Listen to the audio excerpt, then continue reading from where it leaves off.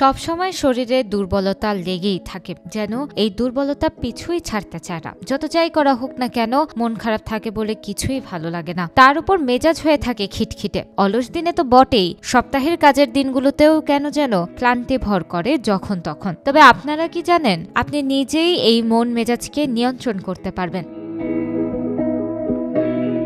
এসব থেকে খুব সহজেই মুক্তি দিতে পারে সঠিক খাদ্যাভ্যাস। আমাদের মন মেজাজ ঠিক রাখতে একটি হরমোন কাজ করে, এর নাম সেরোটোনিন। বিশেষজ্ঞরা বলেন সেরোটোনিন বাড়ায় এমন খাবার রোজ খেলে সারাদিন এভাবে ক্লান্ত লাগবে না, মুডও ভালো থাকবে। তবে সেরোটোনিন আসলে কি? এটি মানবদেহে উৎপাদিত একটি রাসায়নিক যৌগ যা মানুষের মন মেজাজ, ঘুম, পরিপাকতন্ত্রের ক্রিয়া নিয়ন্ত্রণে কাজ করে। হিলিং ফ্যাক্টর হিসেবেও এর রয়েছে অনেক বড় ভূমিকা। এই সেরোটোনিন মস্তিষ্কের স্নায়ুকোষ থেকে পুরো মানবদেহে প্রয়োজনীয় বার্তা প্রেরণ করে।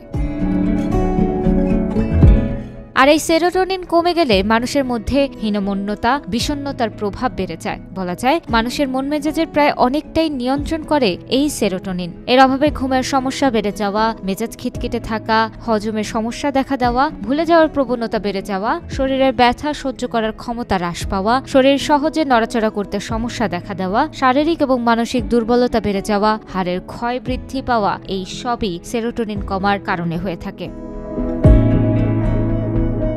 কিন্তু কিছু খাবার আছে যা খেলে সেরোটোনিনের মাত্রা বাড়ে। প্রোটিনের সরল রূপ অ্যামিনো অ্যাসিড ট্রিপ্টোফেনই মূলত শরীরে সেরোটোনিন উৎপাদনে কাজ করে। সুতরাং যেসব খাদ্যে ট্রিপ্টোফেন আছে সেগুলো প্রতিদিনের ডায়েটে রাখলে সহজেই এর মাত্রা স্বাভাবিক রাখা যায়। যেমন ডিম, চিজ বা পনির, আনারস, বীজ বা বাদাম, স্যামন মাছ, ডার্ক চকলেট ইত্যাদি খাবারে প্রচুর পরিমাণে ট্রিপ্টোফেন থাকে যা সেরোটোনিনের মাত্রা বাড়াতে সাহায্য করে।